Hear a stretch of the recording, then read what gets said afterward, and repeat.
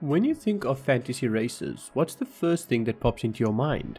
In all likelihood, it's probably a fantasy race popularized thanks to the granddaddy of fantasy himself, JRR Tolkien. For me, it's usually elves and dwarves, but for you it might be orcs and giants, or halflings and goblins. It's understandable that these are the primary ideas we have for fantasy races, since you can find these races in almost any popular fantasy IP these days. From books to shows to films to games, these classic fantasy races are quite literally everywhere. But they aren't the only ones out there. In fact, Sanderson gives us a masterful lesson in how to create unique and interesting fantasy races for your story. But before we jump right into how Sanderson does fantasy races, we should probably look at what fantasy races are, how they are classically portrayed, and why I have a problem with most fantasy races.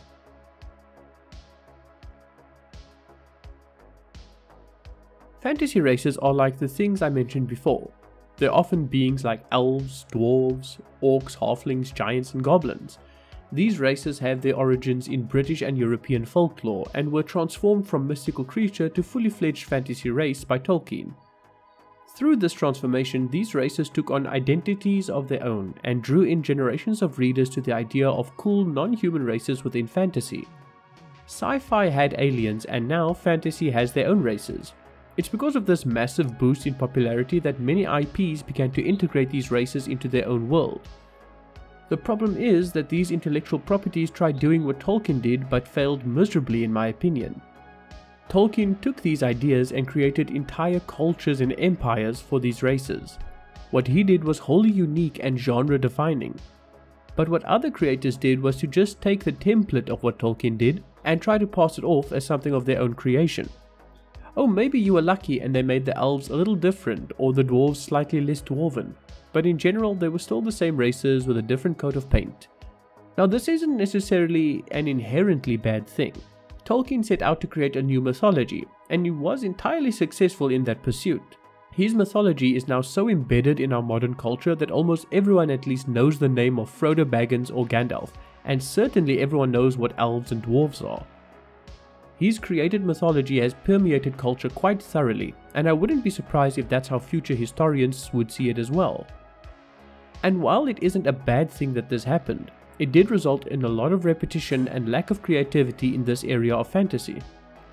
Occasionally, you'd see some intellectual property create a new race that was different, but you could never fully escape the influences of Tolkien. In general, it was more of the same. Elves were immortal, beautiful, and regal. Not always, but they were generally just better humans. Dwarves were crass, boisterous, and industrial. Again, it didn't always play out this way, but this was the general gist. Orcs were large barbarians with a thirst for blood and a lack of brain cells. I could go on, but you get the idea. Fantasy races, for better or worse, were defined by Tolkien for the longest time. That time, however, does seem to be changing. I'm talking, of course, about Sanderson and how he has begun to approach fantasy races.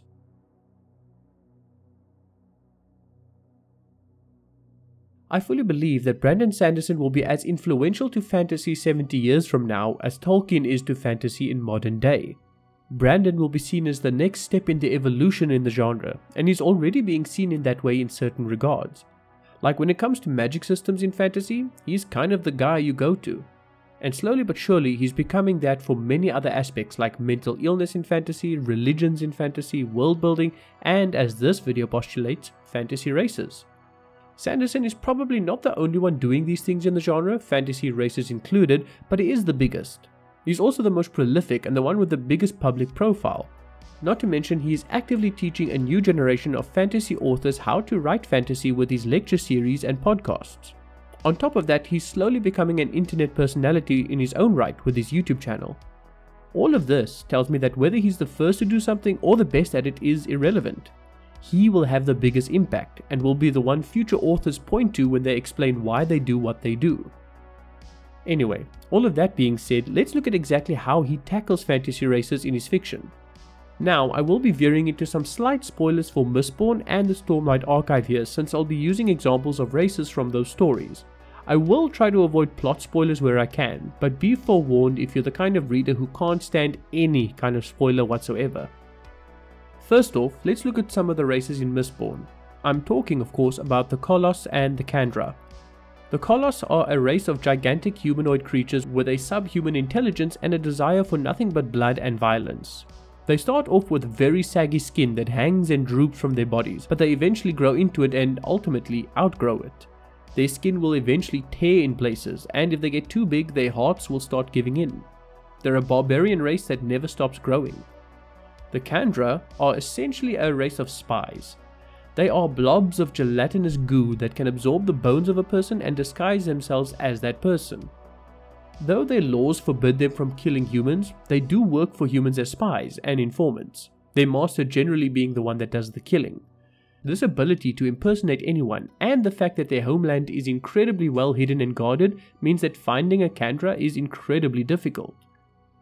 Both the Kandra and the Colossus are synthetic races, meaning that they did not exist prior to being created by a very powerful being on the planet of Scadrial. Thus, they generally exist as separate from the natural fauna and flora of the planet. You can probably already see some examples of how these races are different from the standard fantasy races you'll find out there.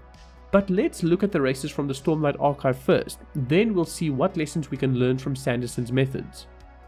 The first race from the Stormlight Archive I'd like to cover could even be argued not to be a race entirely. I'm talking, of course, about the Spren. The Spren are Fae-like creatures that inhabit the world of Roshar and technically exist in a different plane of existence, but also partially manifest in the physical world. Most Spren are mindless creatures attracted to different natural phenomena or human emotions. Some Spren, however, are fully sentient and have their own entire civilizations within the other plane of reality. Different types of Spren will have different views on the world, different ways of seeing themselves and others, and will have very different attitudes towards humans and the events on the planets. Some are very isolationist, while others are very inquisitive. I can't go into much detail without veering into heavy spoilers, so we'll move on to the final example. The final race I'd like to bring up, and the one that's the most fleshed out in my opinion, would be the Singers. They go by different names, Listeners, Parshendi, Parshmen, the Fused, etc., but overall they are known as the Singers. The Singers are a race shaped by the rough environment of Roshar. They have carapaced bodies like the natural fauna of the planet and are able to communicate basic emotions and moods via a humming or singing rhythm that is inherent to the planet and the life that inhabits it. They have a long history on the planet of Roshar and the gods that reside there. I'm already treading the line between spoiler and non-spoiler far too closely for my liking, so I'll leave it at that. Suffice to say that they are probably the most fleshed out fantasy race in the Cosmere so far. I have a video that covers them in greater detail, so check that out if you haven't yet. Anyway, now that we have some examples of fantasy races done by Sanderson, I'd like to analyze the lessons we can learn from Brandon's depiction of fantasy races, and how we can better approach the creation of our own fantasy races.